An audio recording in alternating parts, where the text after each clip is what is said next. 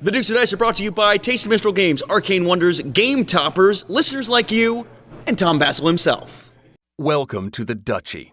It's time for another episode of the Dukes of Dice podcast, a proud member of the Dice Tower Network.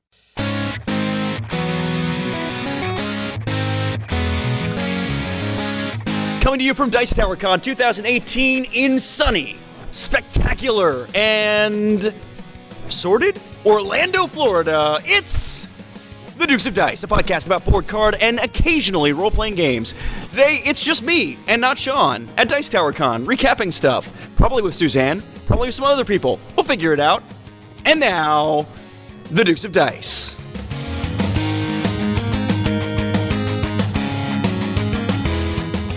Hey there, everybody. It's Alex. It's 1 o'clock. Wednesday, technically Thursday, 1:25 per Rory Standard Time, which we'll get to in a second. As you heard in the intro, it's just me, not Sean, here at Dice Tower Con. I feel like I've already been here for an entire convention because this is a long one. It is only the end of Wednesday, though, and I'll get into recapping some of those things, but I'm joined by two special guests because if Sean can't be here, we might as well have the two people closest to him in his life. We have Rory, owner of Empire Board Game Library, who I have not seen in a very long time. Rory, how are you? I'm doing great. It's great seeing you too. And you know, it's actually kind of a little bonus because it's better to have me here than it is to have Sean. Why's that? I just feel like I'm a better representative for the Dukes of Dice because I actually show up to these cons and take part in it and be part of the Dukes of Dice. Shots fired. Rory is doling out the harshness. And Rory, you just got in here, right? I did. I took off this morning at noon, and they lost my bags, and I was at the airport for an additional 2.5 to 3 hours, and hopefully my bags will show up tomorrow. Okay. So that's what they say anyway. So they say. So they say. And no games for you tonight? No. I'm just trying to find a toothbrush. Try the front desk. That'd be my recommendation. Yeah. Awesome seeing Rory. I got Mega Civilization starting at 8:30. How long does that go till? It's 18 people, and it's going to be probably more than 12 hours and less than 16. That's what they say. Yeah, no thanks. Yeah. I think Enjoy? it'd be something you would enjoy. That long of a game, huh? Man, it's a once-in-a-lifetime opportunity. Where else are you going to be able to do something that big? So I have this thing called working a booth that I'm going to be doing a lot this con. In fact, my voice is already starting to go I can hear from that. just one day at the show. And I still have Thursday, Friday, Saturday, Sunday to get through. We'll see how it holds up. You might hear quite the evolution, folks, over the course of this episode, because it has been rough already. Yeah. It's only going to get worse. Well, hopefully we can play some games together. That's going to happen. We'll make it happen. What do you have to? How long do you have to work at the booth? 10 to 6. I got 10 to 6, and then I'm free. Oh, okay. Nice. Yeah. And then I've got some stuff in the evenings, which we'll get to. You got from 6 to 3 or 4 in the morning. Sure. Minus, if the Dice Tower Awards coming up, I got to be around for that. And there we have Baseball Highlights 2045. First mention of this episode, tournament, coming up on Friday. We'll have a recap of that later in this episode, probably. Again, doing this all on the fly. Chris Holmes already sent me a picture. He's already been playing. All right. So he's ready to go. All right. And I've been playing twice. I played tonight and the night before because I don't have Sean keeping me in check, so I just play that game whenever I feel like nice. it. Yeah, works out pretty well. No restrictions on your gameplay. None whatsoever. Whatever you want. It's occurring to me in this moment that I have yet to name the episode because I haven't looked at the names and picked one just yet. So I guess we'll do that later. That's weird. Or Sean will edit it in later. I don't know how that's going to work. Anyway, I'm being very rude because we have another person, the closest to Sean, other than Rory, or Raquel, or Mariah, or Chewy. Would be. Or most people in life, probably. Sir, introduce yourself. Declare who you are. It's Ellie, one of Sean's great friends from high school. Great friends. That seems a little presumptuous, Ellie. Amazing friends. Amazing friends. It's also 1:30 in the morning. It is very early, and we've been playing a lot of games. Unlike Rory, Rory's slacking off, getting in late. Hanging out at the airport. Hanging out at the airport. I don't know if anyone can hear that, but hanging out at the airport. Ellie, you when did you get in? I got in last night about 7 p.m. Okay. And promptly found you in the lobby playing Baseball Highlights 2045. And then I think the next time I saw you outside the convention hall was also playing Baseball Highlights 2045. So, yeah. Sean's going to be very happy about this. I will say this off the bat, because I didn't mention this. this is going to be a genuine moment in this, and not to keep like digging at Sean, but I will say this is my fourth Dice Tower Con. The first con I ever came to was Dice Tower Con 2015. Now we're in Dice Tower Con 2018. So much has changed. I was so new to the hobby at that point. Still relatively new to the podcast. Sean and I had not been doing it a ton of time. But it was me and him. It was me and him kind of trying to find our way in this crazy, much smaller convention at the time. Much smaller convention. And it feels weird not having him here. It feels really weird not having him here, and I'm really bummed out about it. It hit me immediately. It hit me on Tuesday, just feeling him not being there. Yeah, what's up, Rory? I know you guys can't see this, but I think Alex is crying. I think his eyes are getting misty. I think I see a tear. It's okay, Alex. It is okay. It's perfectly okay. I'm happy to do it. Happy to be this vulnerable for our podcast listening audience. Emotions are fine. Emotions are perfect. So it's awesome seeing Ellie because that's in some ways kind of another connection to Sean. So really cool seeing you. Great to be here. Great to see you. Gotten a couple of plays of things. So let's talk about things we played so far at this fine convention. What did you get in anything on Tuesday night? So yes, we played a couple games last night. I can't think of them.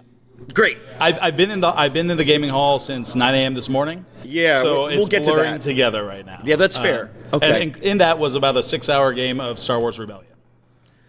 Okay. Yeah, that's pretty long. It's a pretty beefy game. It was a beefy game. Pretty beefy game. I have yet to play it. When I hear 6-hour long game, that does not tend to encourage me to try it. But apparently that's pretty unusual. I don't think that's typically how long that game takes. It was very unusual and was getting quite annoying at some points. Yeah. Yeah, even Rory agrees that's a long game. Yeah, it's kind of a little hide and seek, so there must have been a lot of hiding and a lot of seeking. Yeah, fair enough. And maybe not a lot of maybe a little AP in that with a 6-hour game. There was a little bit. We were also playing with the expansion, and no one had played with the expansion, so lots of rule checking and referring to the rule book, and it really took a 2.5-hour game and extended it. So it was fun. It was good. I lost. Oh well, sorry. It happens. Get good. Get better. Get better. Damn. My first night at the con, I not only played Baseball Highlights 2045. It's going to be mentioned a lot this episode. Sorry, it's the All Alex episode. I don't know what you're expecting. Got in a tournament of that. Played a little four-player game of that, which was a lot of fun. With Chris Holm from Albuquerque, so another taste of home, and Matthew also from the shop. Got in it with them. And another guy, Kurt, who was just learning the game, did just great. Worked out pretty well.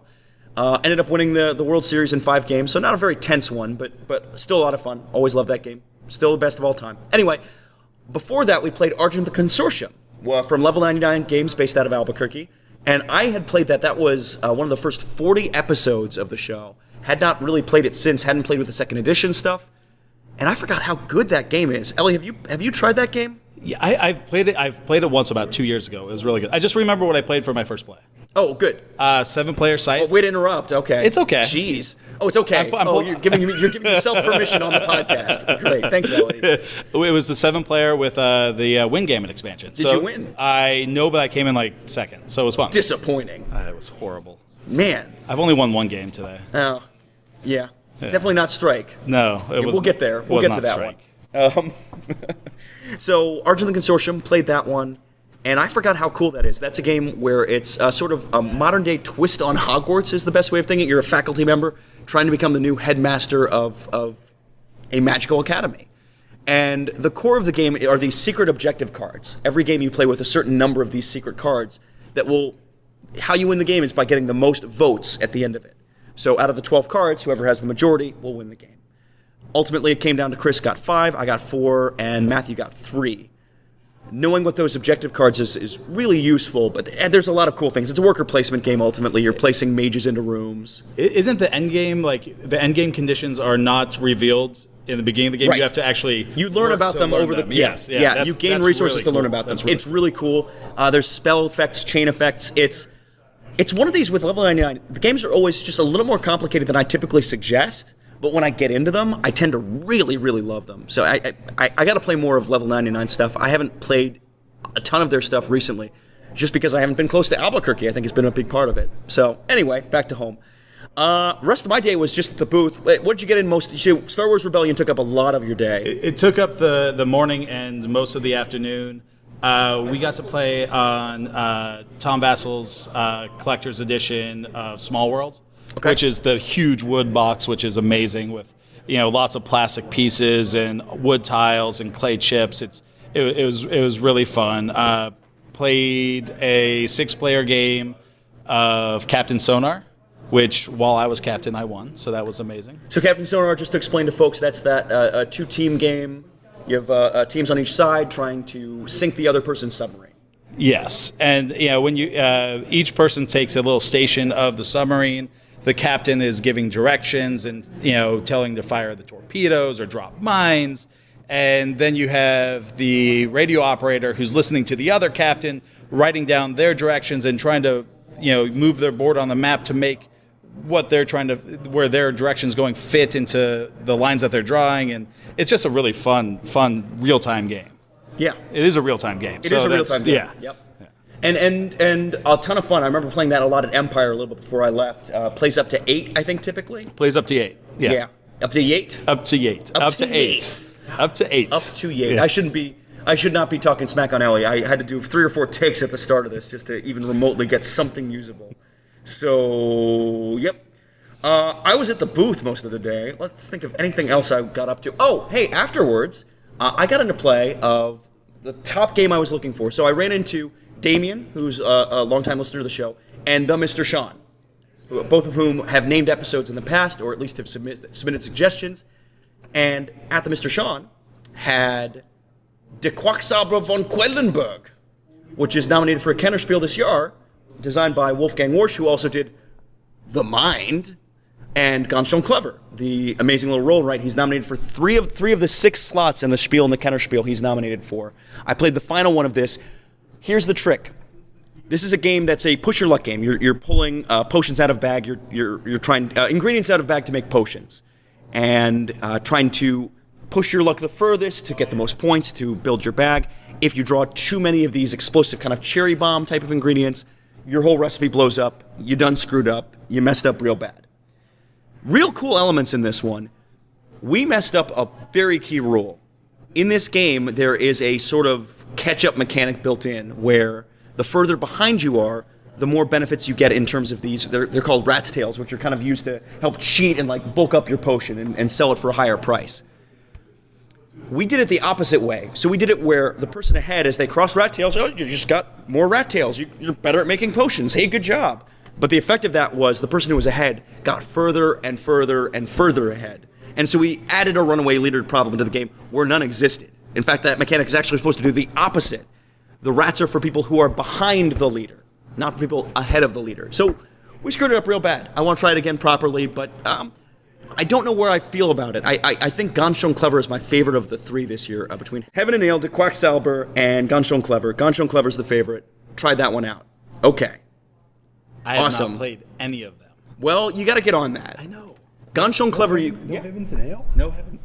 Heavens and Ale is on my top games this year for sure. Yeah. I really enjoyed it a lot. A lot of people that seem to love that one. It didn't click. I liked it, but it didn't click into the love category for me. Have you played Lords of Hellas yet? It's not going to happen. It's gonna that's happen. not going to happen. It's going to happen at this con. It's not. 100% is not going to happen at this con. If I am avoiding, Sean, it's going to happen. if I avoid Kemet like the plague, that game is Kemet on steroids. Like that's Kemet, right? It's similar enough, certainly in the look and feel of it. I think it's my favorite game this year right now. Yeah. Well, it is right now. Sure, and I've heard great things about it, and it doesn't surprise me to hear that. So I think you would really like it. You like Scythe. You kill it in Scythe. yeah, It's got some similarities. it seems closer to Kemet though, doesn't it? It does seem it is closer to Kemet, but it's got some it's not any more Rory, fiddly than Scythe. Rory. Okay, well, okay. And you love Scythe. Scythe is an exception to the rule. The rule is I tend to not like dudes on a map games. So And Scythe is the exception. So the Lords of Hellas copy that I'm bringing to the convention has been recently If it ever painted. gets here. If it gets here, right? It's in my suitcase. Hopefully it gets here. But it's a painted copy, and it is gorgeous. It's really nice. I am sure whoever has the privilege of joining you for that game will have the time of their life, a gaming experience. Ellie is nodding his head. Ellie, I think that's your kind of game. Ellie's going to like that one for sure. Yeah. Not for me. Thank you. I don't know, Alex. I really think you'd like this one, honestly. I don't believe you. I don't believe you. Okay. Okay. You should just listen to the rules. Okay. I'll look up the rules. I'll give it a fair evaluation. I'll tell you, Sean would love to do a review on this game. Okay. I know that's true. Yeah. I know that's 100% true. Okay. Not pushing for that reason. That's fair. I'm sure he appreciates the support. More new plays. I'm turning away from Rory. We're going over to Ellie, who's actually played stuff. All right. Another game that we both played just recently, I played it earlier in the night and then played it later in the night, is Strike. Strike is fun. Very quick little dice rolling game. Yeah. So you're gladiators in an arena is the gist of it. You're rolling into this bowl and trying to get pairs so you can pull the dice back out. If you ever roll X's, that represents dead gladiators. Bad, bad, bad.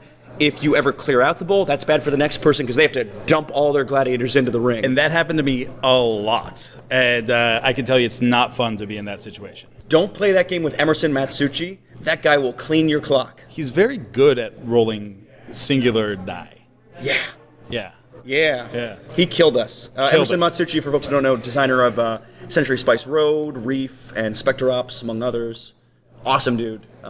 Also ended up playing, and this is a Monochromatic Wolf title, so apologies for the intrusion. Deception, Murder in Hong Kong. I happen to be the murderer in Deception, Murder in Hong Kong, which worked out pretty well for me. Did you play the expansion? So Rory was asking, did we play the expansion? And yes, indeed, we did. We played with all the roles. All the roles mixed in. And an 11-player game. Wow. Big game of it. And it was fun. Like a lot of fun. It worked out really well. Ellie, you'd played that one before, right? I played it before 2 years ago, actually at Dice Tower Con. It was really fun playing with the new roles. I had no clue that you were the murderer. Like, all the clues on the table, I don't think anyone guessed. Or, like, during our explanation of why we thought something was the murder weapon, anyone went to you at all during that entire process. Did that happen? I was pretty stoked. Yeah. There was one person who kind of briefly pointed to me, but it didn't last long. It didn't stick for sure. The attention was on the other side of the table, and I was perfectly happy for that. I was convinced it was a chainsaw. Yeah. Well, you were convinced incorrectly. Incorrect. Poorly. Anything else you got in? So does the expansion? Wait, let's hear it. Go ahead, Does the Rory. expansion add more players? It does. It goes up to 14. Wow. It can go up to 14. Awesome. Are you okay? I'm already shilling too much. I'm already shilling. Come by the booth tomorrow, Rory. Okay. I'm shilling too much already. Anyway, Sean is gonna kill me for this episode. He's gonna absolutely kill me. Ellie, what else? What else did you get in that was new to you or fun or that you enjoyed? He's looking through pictures. Don't mention. I know you played it. I did demo a game. I won't mention it. No. No, we did play Rising 5. Cut it out. Fun cooperative game. You can cut this out. Fun cooperative game where every player is working to defeat monsters, to gain clues or take damage away, which is sort of like a light aspect to it, while arranging a puzzle in the middle of the board in a specific color pattern and directional way. Really, really fun cooperative game. Also from Monochromatic Wolf. God, don't say that, Rory. Rory is a terrible influence over there. I don't know if anyone can even hear him, but he's trying to throw stage directions Ellie's way. He doesn't need any help, Rory. And then just got done with the play of Adrenaline, 4-player play of Adrenaline. And even though I won the game, it was fun. It was a good game. Wait, even though despite winning, despite the win, it was fun. Maybe a little bit too much downtime in between turns, but picking up weapons, shooting guns, and moving around a board trying to kill other players. So it was fun. It was fun. Yeah, I played that. It's okay. It's okay. I enjoyed it. Okay. What else did I play? Okay. At the booth, I played briefly from Blue Orange. It's basically a kids dexterity game, Pool Party. Just because it's right next to us, it's you're flicking these little. They're kind of like credit cards, kind of bent in half, but you can kind of press on them and they'll launch up into a little bowl. Cost $20. Blue Orange had it, and pretty fun actually. My boss over at Monochromatic Wolf ended up buying a copy. He enjoyed it that much. So, good little game, fun little game. And what are we looking up? Oh, Laser Riders. Yeah, I played Laser Riders today. From Greater Than Games, I believe. Greater Than Games. That was really fun. A little bit of a dexterity. You're taking your pretty much an arrow and moving it, trying to go through different gates. And it sort of is like Snake, where you can't hit your back trail or hit other people's trails, or else you crash. And the first person to go through 3 gates wins the game. Really fun. The cat actually has a little soundtrack that you play on your phone while you're playing the game. It's 80s themed, so I liked it. It was a good game. Nice. Last one I'll quickly talk about, because I talked about it at Origins, right after Origins, is Critical Mass from Arcane Wonders. Again, sponsor of the show for folks who don't know. But this is a 2-player game, 2-player mech battling game. Got a sense in talking internally that this one may be delayed a little bit, so we'll see when it actually hits the market. But a lot of fun. It was my second play of it. Taught that one again at the Mr. Sean, and yeah, really like that one as a 2-player game. Keep an eye out for that one if you like mech battling, playing cards simultaneously, building up a deck in an interesting way that has you feel like you're in a mech. It's next in the Dice Tower Essentials line, so well worth keeping an eye on. So that it's effectively what I played. Some other stuff that's repeats, but yeah. What's up, Ellie? That's a good Wednesday. It's a good Wednesday, and I can't believe it's only Wednesday. There is so much left in this con. Having been to a lot of these shows, this is far and away the longest show, or certainly feels like the longest show to me. Which is a good thing in some ways, because it's more gaming goodness. In other ways, it's overwhelming, and my voice is going, and I'm tired, and I'm sleepy, and I'm going to call it for now. What's up, Rory? So, did they open up the whole bottom for this year? Is it this year that they opened the whole thing up? It's only the con now, right? Oh yeah, this whole place is only the con. Does it seem busy? Because it's a lot more space open than last year. So here's what they did. The exhibitor hall and the library both used to be in that one big main gaming hall. No more. That main gaming hall is all gaming all the time. Oh, wow. The library is in a different room, its own kind of BGG con style room. Oh, nice. And the vendor hall is in its own area too. It's in this entire big old ballroom. It's not Origin size or any of those kind of con sizes, but it's certainly bigger than it's been in the past. This con has shown signs of growth. Today was pretty busy, or felt pretty busy, and it was Wednesday, which I never showed up to this con on Wednesdays, except I would get in like Wednesday evening or something like that. So the fact that it was as busy as it was on Wednesday, I am really curious to see how this thing looks Thursday, Friday. It's possible some of that was July 4th. We might have had people earlier than typical, just based on the timing of things. But I think last year was Tuesday on July 4th. Yeah, and so that probably threw off the timing a little bit, maybe. We'll see what happens, but it's going to be a ton of people here. Already has been. So it probably doesn't feel overly congested with all the extra tables then. So far, so good. Yeah. But we'll see again how this gets at peak gaming times on Friday, Saturday. Certainly in the hall, it didn't feel too bad in there tonight. It's never felt too crowded. Dice Tower Con hasn't, to me. Right, no. It's always felt pretty open. You can get in plenty of hot games.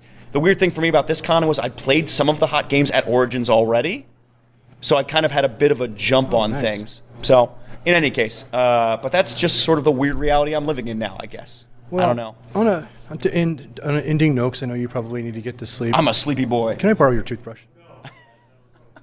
I can escort you to the front desk to get you a toothbrush. You're not using mine. That ain't happening. I'll just use it really quick. No, I'm good. Just Thanks, really Rory. quick. No, You'll barely even know it's wet. Oh, yeah. Gross. Ellie, thank you so much for joining me. I appreciate it. Roy doesn't get a thank you. Ellie, thank you for staying up late for this. Anytime. It was great to see you, and I'll see you for the rest of the weekend, so it's great. Yeah? Cool. Peace out until catch up with you later. Bye. All right, back here at Dice Tower Con 2018. It is now Thursday. Is it Thursday, Burky? I think it's Thursday. He's awake and alive now. Burky was half asleep 5 seconds ago, and as soon as I hit record... That's a lie. I'm wide awake. What day is it? Thursday? Apparently Thursday. Thursday night. Thursday night. Yeah. And it feels like way later. It feels like this con It feels like next week. It does. Yeah, but it's great. It Dice does. Tower Con 2018. This is fantastic. You are way too awake now. Okay, I'm happy. Dial it down a notch. I love this convention. This is such a great time here. This is our good buddy Burky from Game Toppers, as you know, a proud sponsor of the Dukes of Dice podcast. First time you guys have had a booth here, right? Yes, exactly. We've got a big 10 by 20. We actually reclaimed our pallets to make this really cool old rustic wood feel with all of our game toppers in there. And we've got toppers everywhere. People are loving it. My favorite part was you actually employed Ellie, Sean's good friend growing awesome. up. Yeah. Ellie actually is a backer of our game toppers, and he reached out to us and said, hey, I'd love to help you out, Burky. I said, you're in. And he looks good in a top hat. I was wondering, was that your top hat? It was my top hat. I think my head might be a little bit wider than his head. Burky, I heard something a little bit ago that dismayed me. You had told me that since Geekway, Yes. you have not played any games. Hardly any games, that's true. But last night we played The Mind and we played Sentient from Renegade Game Studios. What did you think about Sentient? I love that game. I'm first time play, so first impression, but I thought it was going to be more mathy than it is. Once you started to read the equations, I love the 3-round play of it. We really had a good time playing it, and I took second. What's on the top of the 2 playlist for the rest of the show? I'd really like to play Raiders of the North Sea. I'd really like to get a play of that in. And this Samurai... Spaceship Samurai? Spaceship Samurai is one that I really would like to get in a try. Yeah, that's been over in Hot Games. I haven't gotten a chance to play it yet. I just got off the booth, went to dinner. I'm back. My voice is toast. It's only Thursday. My voice is absolutely trashed. But tomorrow night, 7 o'clock, the highlight of Dice Tower Con is the first mentioned Baseball Highlights 2045. Yeah, baby, tournament time. Oh, I'm pumped for that. I've already played two games in prep for this, one 4-team tournament and one head-to-head, so I'm loosened up and ready. Well, I need to take tomorrow off so I can prep. I haven't played that game since I played you last, and frankly, that didn't go so well for me. According to plan. Yeah. According to plan. Before I go too long into the episode, and Sean's going to be really annoyed with me for this one, episode 179, this is episode 179, which we're calling Con Solo. Consolo. Named courtesy of Chris K, a.k.a. Ghidorah. We name all of our episodes on the Dukes of Dice Guild, Board Game Geek Guild number 2008. We'll give you the rest of the top 6, if I remember to do it, at the end of this episode. Fantastic. I like that. Consolo. So evening plans, we're about to head over to the Dice Tower Awards in a little bit. Yep, we're going to do that. Love that show. I always attend that every year. That's a big fun. One thing about Dice Tower Con is we have so many different events that you can go to if you enjoy that kind of game shows, panels, different things, but just overall gaming. Everywhere you go, people are just enjoying gaming. It's very laid back. I love this convention. What do you think of some of the changes? Because last year we're in the main gaming hall, the library was in here, and the vendors were all in here. I think and now it's all swept out. It is, but I feel like the hall is, the ceilings are real tall, so you're not feeling that clamor. You can actually play a game without too much noise. The vendor hall, you're not being interrupted by announcements and things of that nature. So, and the vendor hall, the traffic has been fantastic. So I feel pretty good about that. I don't know how you felt about it in yours. It's been great for us, though it's off and on depending on who you talk to vendor-wise, just for the little inside scoop for folks. So, yeah. I don't know what else I'll be playing tonight. I know there's a big pool party for some folks that seems to happen every night out in that area. I might just relax tonight, Burky. I don't know if I'm going to play anything. Oh, no. We better play something, but we could play it in the hot tub. I like that. You have any good hot tub games? Yes, I do, but we have to come up with them. Oh, boy. Coming soon from Monochromatic Wolf, Burky's hot tub experience. Yes, I like that a lot. Oh, boy, oh, boy. All right. It's kind of like with Bernie's. Yeah, well, maybe not. What? Okay. Okay. That'll do it for now. We'll talk to you later, possibly with Duke Suzanne. Oh, wonderful. Yeah. You know what, friends? Board game tables are an expensive proposition for sure. But nothing beats the experience of playing your favorite games in style on a high-quality playing surface. Now, thanks to our buddy Burky and Game Toppers, you can turn your own kitchen or dining room table into a premium, portable game solution with all the features of a high-end gaming table, but, and this is important, at a fraction of the cost. I have played games on these Game Toppers before, and I have got to say that they are truly excellent. This is someone who has played on custom-built tables, on mass-produced gaming tables. I got to tell you, these Game Toppers are fantastic. They feature the best of both worlds, featuring beautiful premium wood and finishes, as well as lightweight aluminum to make the setup, breakdown, and transportation a breeze. Plus, you can use thematic gaming mats to match your play experience. So, if you're looking for an affordable solution to your board gaming table needs, look no further than Game Toppers, and you can check them out at GameToppersLLC.com.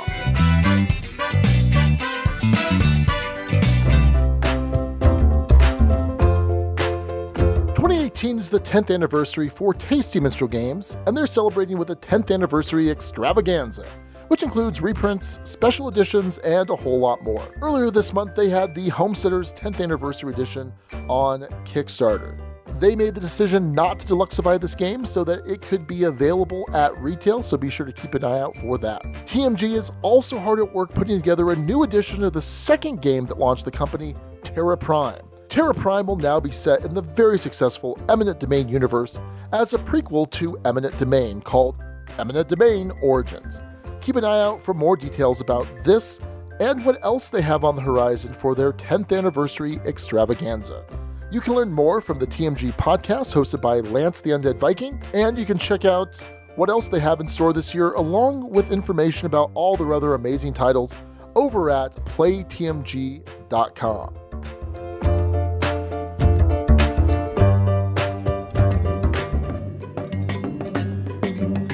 Arcane Wonders is pleased to announce the release of Senshi coming this May. In Senshi, you are a warrior monk studying diligently at the temple under the tutelage of the current master. You and your fellow students train vigorously every day to improve your mind and body, but your master is ailing, and only one Senshi will become the next master. To prove your worth, you must develop 4 attributes: strength, agility, wisdom, and honor. A true master must be strong in all of these, and weak in none. Senshi is designed by Dan Manfredi. It's a strategy game for 2 to 4 players that takes about 15 minutes to play.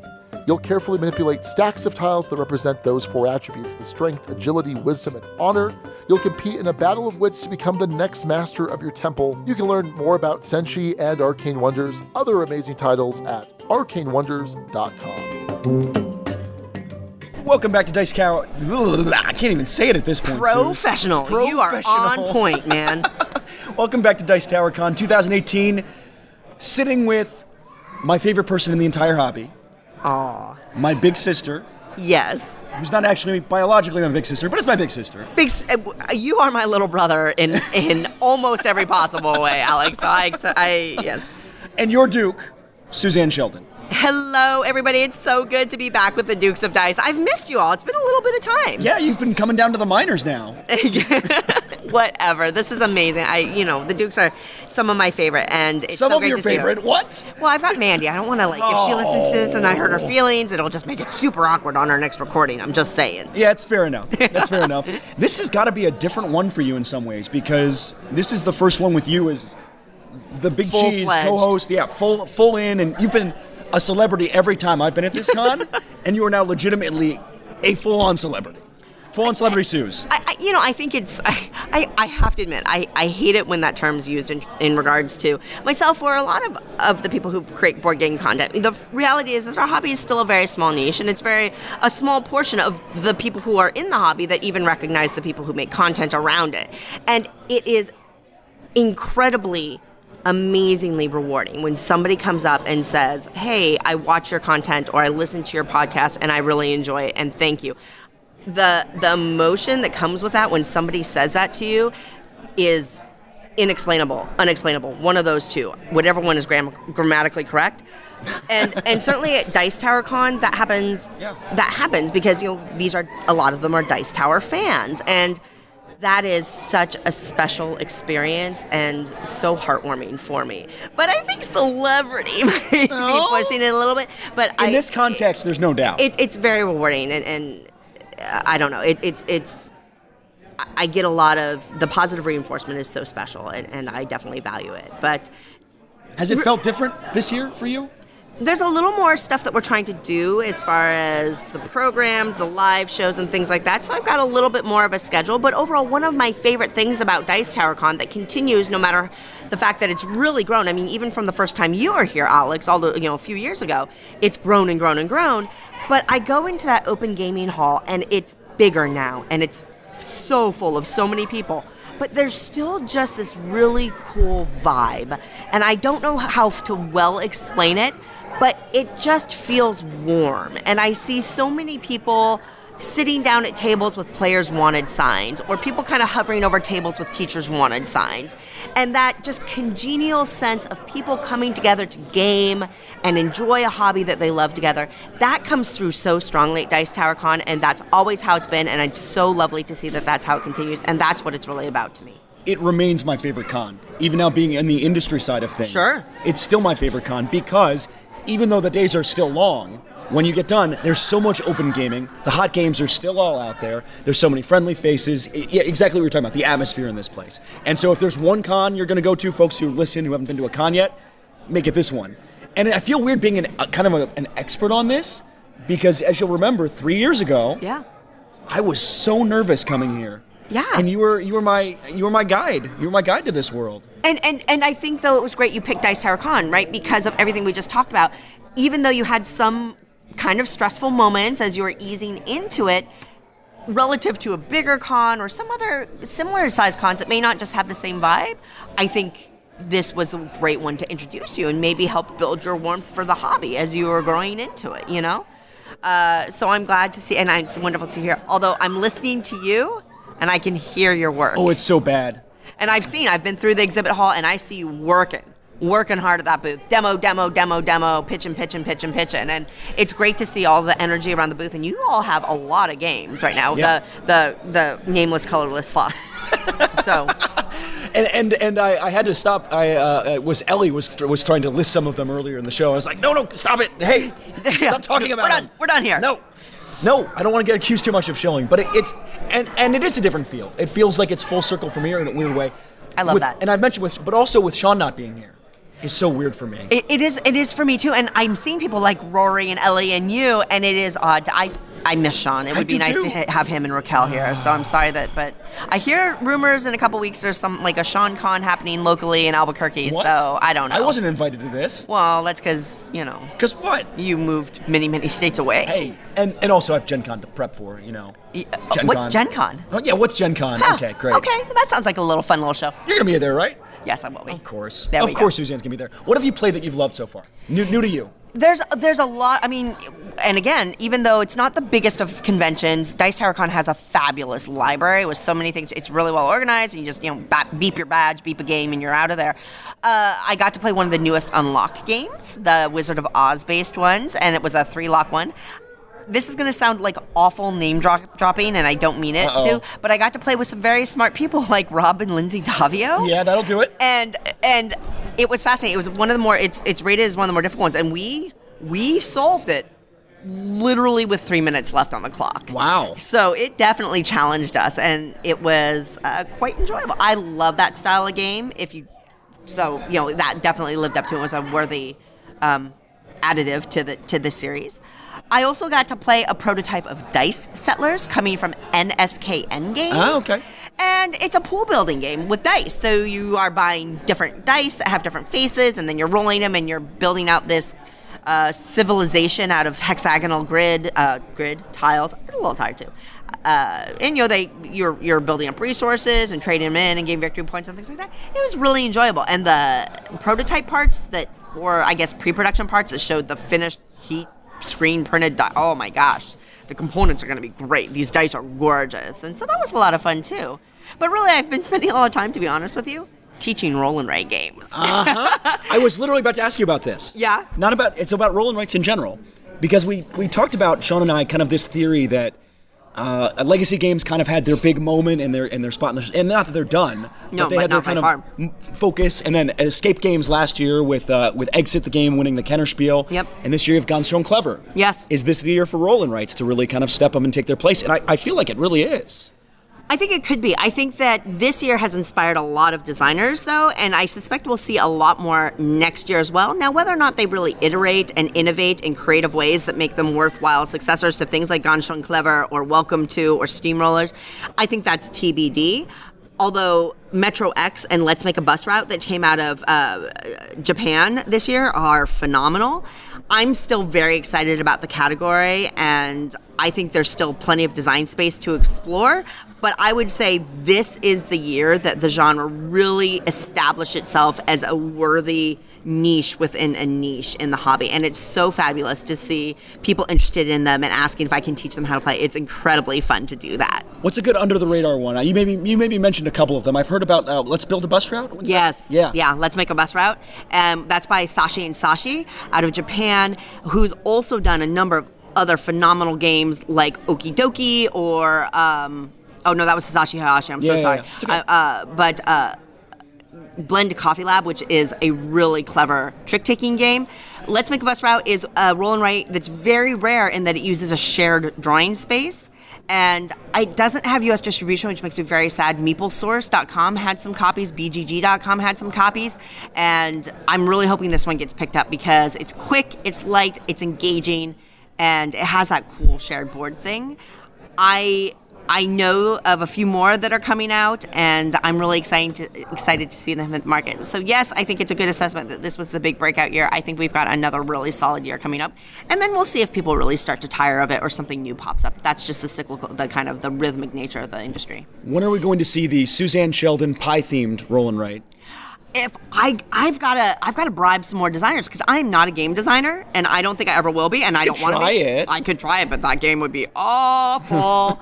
I just have to bribe some more game designers to see what I can do to make them put a pie theme on some of their games. Pie, I feel like with dice and pie, you could kind of have like pies, or I don't know. Please stop. I'm losing the. We're done the here. train. Oh, We're done here. We're done here. Oh, am I out of time with you? Oh no. Cut. No. She's done. But when the puns start to come out, Moving along. Anything on the agenda that you're looking forward to rest of the con? Because it feels like I've been here for like 2 or 3 weeks. It feels like I've been here that really long. Yeah. Well, you've been working so hard. Oh, I'm so tired. What are you most looking forward to for the back half of the con? Because we're about the halfway point today. Yeah, there are 2 more things I'm really, really looking forward to. One is the top 5 overrated list. So Sam, Z, Tom, Mandy, myself, and Eric are going to get together, and just like they do in the regular podcast or on the video show, there's top 10 lists. Because there's so many of us participating, we're cutting it back to top 5, but it's top 5 overrated. This is going to be a fun set of lists. I'm actually incredibly nervous about putting my own together. I haven't done it yet. I've got to think about it. Well, it's quite the category. You're pulling an right? Alex. I am pulling an Alex. I'm inspired by your little brother.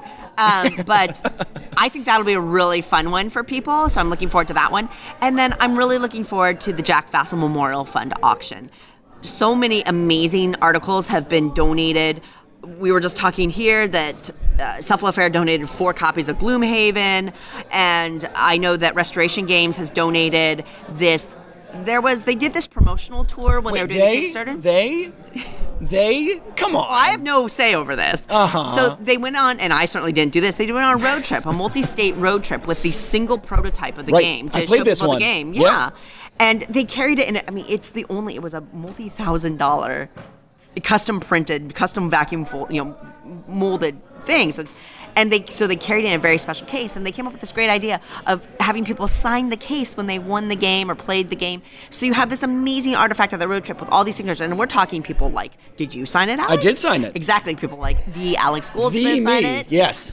People like Friedman Freeze, people like Eric Lang, Rob Dalvio, all these kind of big names, but also just all the passionate gamers who came and attended signed it as well. And so they're auctioning off that case, and when the real game releases, they will also get a full, complete Kickstarter set of all things Fireball Island when that releases too. With that, I mean, that's a really cool article, whether I'm associated with Restoration Games or not. So those are the kinds of Tom's auctioning off his original judgment gavel for his videos. Wow. There's just really fun things, and it's for such a phenomenal cause, helping gamers in need with the Jack Fassel Memorial Fund. So that's really the final thing in the convention I'm really, really looking forward to. It makes sense, and hopefully you'll get some more new plays in. I would love that as well. Suze, I miss when you were less of a big deal. Because that meant we could play more games. Sometimes. Yeah. You too. Well, look who's talking. What? I'm working at a booth. I'm not up on the stage. Come on now. But you're working and you're doing a great job, and it's really nice to see you here in this capacity. I'm going to say this, and it's going to sound really paternalistic or whatever, but I'm really proud of you. It's really cool. And this is true for folks who I don't know if folks know this story. I would not have had my job at Monochromatic Wolf if not for a nice connection that my big sister helped make. I made a single introduction, and you took over and made magic happen. It was great. Okay. Thank you, Suze. Thank you as always. It was great talking. Thank you to all of the Dutchie out there listening. It's great to be back for a little bit. Thanks for having me on. Bye, Suze. Bye. All right, we're back here. It's Friday night at Dice Tower Con 2018. My voice has not gotten any better at all, but my spirits have, because we've had the Baseball Highlights 2045 tournament, which I'll give a quick recap of before we bring on our big winner this year. Yep, he's over there. It may not be a familiar voice to folks. I don't think it will be. So, this is the third straight year we've done this here at Dice Tower Con. 16-team tournament. We'll call it the World Championships. I don't think there's anyone making a counterclaim. So, World Championships it is. Had a little bit of a hard time finding a room this year. We saw a little bit of a scramble, but it got done. We found a nice spot in the back of the kids' gaming area. All big kids here. Counts by me. 16-team tournament. I'll talk about how I did because I'm very selfish. Over in my pool, I went 7-2. Yeah, hey, cut it out. Over in my pool, I went 7-2. Pretty good team. Good enough to be the third seed. We basically had 2 teams from each pod advance out. Out of the 8 teams, I was the third seed. I played the 6th seed in the semis. That was Eric, and I smashed him to bits. I swept him. He said, "Thank you for a merciful quick death," and I said, "You are welcome." And then I ran into a bit of a juggernaut in the semis. I played Phillip, and we had a very, very tense series, back and forth. The home team won the first game. That was Phillip. The home team won the second game. That was me. Home team won the third game. That was Phillip. Home team won the fourth game. That was me. And in the 5th game, I made a pretty big tactical error, and Phillip's deck was just too good. He advanced to the World Series 3-2. In the other pod, we had Byron going up against Eric M. So a lot of Erics in this tournament. Well, 2 that advanced anyway. Eric M, the top seed against Byron. And this one was interesting. Byron won game 1 5-0. And then we had 4 straight 3-2 games with Byron finishing it on a visitor save to go to the World Series in 5. Both of the semifinals went 5 games, and we headed to the finals. Phillip versus Byron. And this started off really good for visiting teams. Visiting teams won the first 4 games. Byron won the first 2, was up 2-0 in the series. Then Phillip won 2. Then game 5 was a bit of a slaughter. Phillip ended up taking that one pretty decisively. And then we headed to game 6. Game 6 came up, and we had to go to a visitor's defensive save again. Single and a home run threatened. And then Phillip pulls walk, change all hits to walks, seals it, wins it in 6. And I'm joined now by Phillip. Phillip, how are you? And who are you? Hi, I'm Phillip. I've been coming to Dice Tower for a couple of years. I wasn't able to make it last year due to family stuff. This is the second time I made it to the playoffs, but this is the first time I made it all the way through. And the last time I played in the finals, I played against Alex, and he swept me 3-zip. So this was a nice feel. My heart's still racing a little bit. It was a tough battle. I'm playing against some incredible decks and some incredible players. And the speed at which we were able to play and some of the decisions were just amazing. So I'm feeling real good. I'm hopefully, in the off season we won't have too many free agency trades or injuries, but okay. I enjoyed it. I like it. What was the key to victory? The key to victory for me, and what was the core of your team? Okay, so the core of my team, I think, was 3 players, and I can't remember their names to save my life. One was Willie McGee. Willie McGuire, who has that great single, double, fast glove one hit. But what I also like about him is he's worth $2, and he puts $2. And so one of the things you'll notice about some of my decks is they tend to be more dollar heavy, with some interesting twists. You're not always going to see it, but that allows me in some of the earlier games, I don't mind losing 1 or 2 first early games so that I can build up enough cash to really start buying some talent. And I also was very lucky in some of my pods where I was able to cycle through the $0 ones and bring in some 2s and 3s to be able to get me some $10 and $11 cards. So the other card that was really great was, and I don't remember the name of them because I'm terrible at this, which was contact gloves become singles, and it was a double triple. That was really that's tough. a nasty card. And the last one is the Carlton card, which is cancel all hits for cyborgs, and it still has a single double. And so those were really the backbones of my team. Yes, I had Barry Sosa with those wonderful 2 home runs, but I'm playing against a lot of Magna gloves and cancel all hits against natural, so he wasn't as much of a factor as he'd like to be, and that's going to come up in our contract negotiations. Uh-huh. He was plenty of a factor against me. I will tell you that true. much. I was very, very scared of Barry Sosa, and I had all rights to be. My team was primarily cloning heavy. I had 2 cloning cards and some Magna gloves. trying to take hits off the board. But when you have that contact, it's the perfect counter against those gloves. Yeah. And so in great shape. You were out to get me in this tournament, huh? I wanted revenge. I wanted satisfaction from the butt kicking. Am I allowed to say that? Sure. Yeah, that's fine. The butt kicking you gave me 2 years ago when I lost three zip in the series. I just could not get a hit against you. Sort of like my favorite Mets back home. You know, we do well in the regular season and then just choke badly in the finals. For folks who haven't been out for one of these tournaments, what is it like being in this kind of a format? Because most times it's hard to put together one of these. Right. So usually when you play Baseball Highlights 2045, you're able to really focus on the person you're playing against. So he picks up a cyborg, you're going to pick up a quick hit, a quick eye. If someone's going robot heavy, you start going cancel hits against robots or, magnet gloves. But you're really focused on what the other player's doing. And this is one of the things I really love about this game. And hence it's my number one game. Hey, high five. I do like the heavy cardboard stuff too, but gotta say this game speaks to me on many, many different levels. What's different about a tournament is you can't build a deck just for the person you're playing against because you don't know what you're playing against. So you have to come up with a general deck that's got to be a good balance of defense and offense. And you don't know what free agent cards you're going to get because there's really not a certain number, and you're not going to get the ones you may normally get otherwise. So it requires a lot more strategy and a lot more thought in how you're going to build your deck to be more globally good as opposed to deadly specific. Yeah. And it clearly worked out. Thank you. You mentioned not being afraid of losing one or two early games. That didn't happen to you. You went 8-1 in your pod. Well, I lost my first game. Yeah. Okay. Well. No, I'm not afraid to lose games. It just so happened that it's about advancing with the best deck possible in this format. Right. And so I would have been fine if I came in just barely underneath and had a really strong deck with a lot of things going on.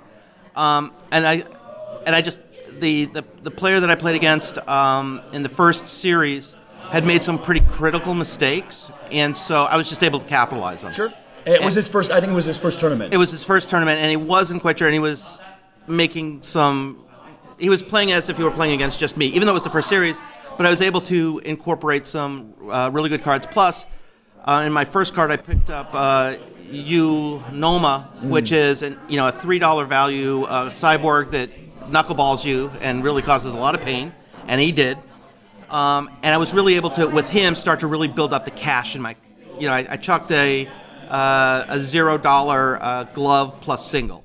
And that really started building up my cash engine, and so that was able to really get me a team that was worthy of a World Series win.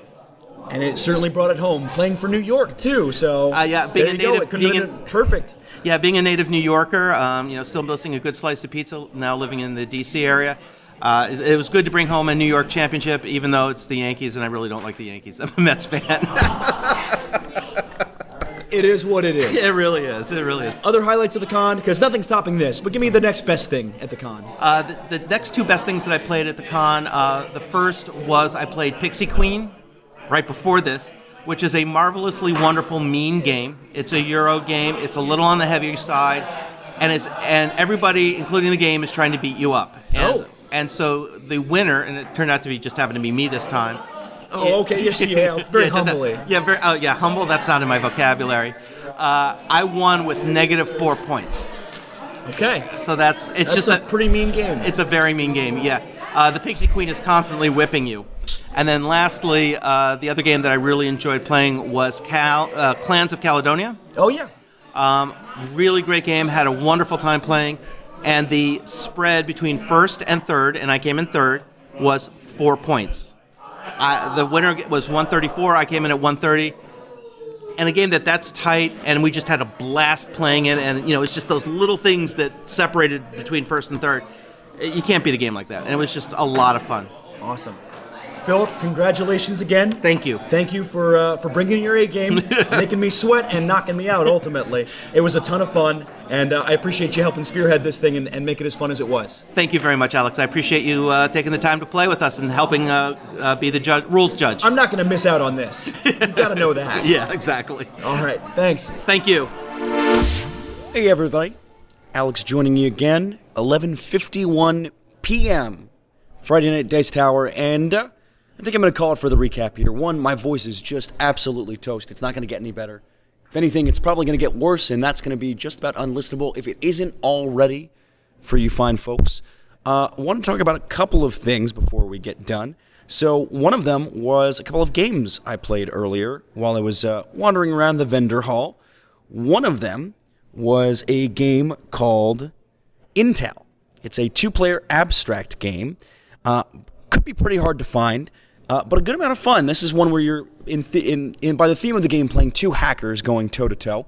And there's a grid of 7, and it's basically tic-tac-toe on steroids. Gamers tic-tac-toe on steroids.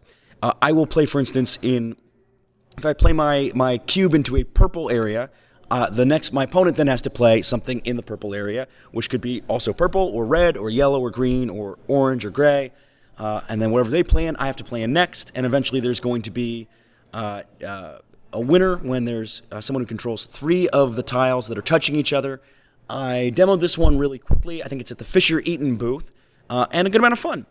I also played a game called Show and Tile. This is a game a la Pictionary, except you get these little polyominoes, I guess is sort of what they would be. They're shapes, triangle shapes, that you have to make into something resembling what's on the back of a card. So, for instance, I had to try and make Darth Vader out of a bunch of little triangles in one square. I didn't do it successfully, but your objective is to not only make something that someone else can guess, but also guess what other people are doing. That will get you the most points. That one from Jelly Bean Games, and a good amount of fun. Here's what's coming up the rest of the con for me. Tomorrow, working the hall most of the day, but then in the evening, something Sean has warned me against. I'm going to be playing a game of Indonesia, which will suck up most of the rest of my free con gaming time. So that's coming up down the road. But before we get to the rest of the top 6, the moment of the con. And there is always one moment that stands out at Dice Tower Con. And this year, it just happened in the main gaming hall. We were playing a game of the mind. It was myself, it was Steph, it was Anthony, who's been a longtime friend of the Dukes. Met him at my first ever Dice Tower Con. Awesome gentleman. Had dinner with him and his wonderful girlfriend, Alexis. We were all playing the mind. I had just gotten done with the Baseball Highlights tournament, wandered in. They were in the middle of a game. They wrapped up, and we played 5-player of the mind. And after a few rounds, we ended up winning. We played through 6 rounds of that and made it through with 3 lives left. So then you switch over to something I have never done in the mind, which is called playing dark. And when you play dark in the mind, you play the cards face down. You do not know what's on the cards, and you have to really be in sync with people to have this even come remotely close to working. We used a shuriken on level 4. We kept advancing. We kept doing just fine. And on level 4, we have 4 cards each. Keeping that in mind, that's 20 cards. We were able to play them in the proper order, face down, no mistakes. And we just burst out cheering at the table. We couldn't believe it. It was like some sort of a magic trick that we had created. It was one of the most incredible, memorable gaming experiences I've ever had. Partly because, in response to all of our cheering, the tables near us started kind of mock cheering or joining in, like celebrating with us, sort of. And then the entire main gaming hall at Dice Tower Con briefly broke into loud, spontaneous applause. And I was embarrassed and thought it was wonderful and amazing all at the same time. And it was a huge reason why I love this hobby. I can't express how cool that moment was. It only cemented my love for the mind. That game is a very good shot of being my game of the year. And certainly is a very strong 6. Will likely be on my top 10 of the year. Love, love, love that game. Only cemented by that experience just now. All right, that's just going to about do it for me. But first, the rest of the top 6 episodes. Again, this one was named by Chris K. Ghidorah, Con Solo, but I will say the runner-up. The runner-up I'm going to call for this one came from BJ from Board Game Gumbo, Monochromatic Lone Wolf, which is appropriate because there was some mostly unintentional shilling for Monochromatic Wolf in this episode, Lone Wolf, because I'm here alone. Really clever BJ, just missed out on the win there, despite some lobbying from some other guild members. Rest of the top 6, I'm just kind of doing this on the fly here. Let's take a look. John Giblin had a pretty nice one. Long Gone Sean Con. Always like a nice little pattern rhyme there, so that's number 3 on the list. Let's look through the rest of this. Scanning, scrolling. You can hear him doing this on the fly. How about Brett Mowers came up with Oh Brother Duke, Where Art Thou? That one's pretty clever. I've not actually seen the movie that's referencing, but probably should get around to that at some point. Blaine Miley came with Florida Man. And Eugene Chavez with the name Clash at the Tower of Cubic Chance, a Lone Wolf Goldsmith adventure. And that is going to do it from here. Dice Tower Con, amazing as always. Still, even now in the industry, with everything that's changed, my favorite con. But man, oh man, it would have been a lot better with my buddy Sean here. Sean, I missed you a lot this weekend, and I know a lot of other people did too. Hope to see you here next year. Hope to see everyone here next year. Maybe we'll even do a 32-team Baseball Highlights 2045 tournament. You never know. All right, that's going to do it from Dice Tower Con. Alex, signing off. See you in 2 weeks. Thank you so much for listening to the Dukes of Dice. Today's episode was recorded at Dice Tower Con 2018 in sunny Orlando, Florida. The Dukes of Dice are a proud member of the Dice Tower Network. For other great board gaming podcasts, check out dicetowernetwork.com. And for all the latest in the Dutchie, go to dukesofdice.com. Find us on Twitter at Dukes of Dice. Find us on Facebook, subscribe to our YouTube channel, and of course join us on our Board Game Geek Guild. The Dukes of Dice are sponsored by Tasty Minstrel Games, Arcane Wonders, and Game Toppers, LLC. You can check out all of Tasty Minstrel games at Tasty Minstrel. You can check out all of Tasty Minstrel's games at playtmg.com, Arcane Wonders find titles at arcanewonders.com, and learn more about Game Toppers at gametoppersllc.com. Special thanks to Carbohydro M for our theme music from the Prime Legacy album. That's going to do it for the Dukes. We'll see you in 2 weeks. Until then, game on!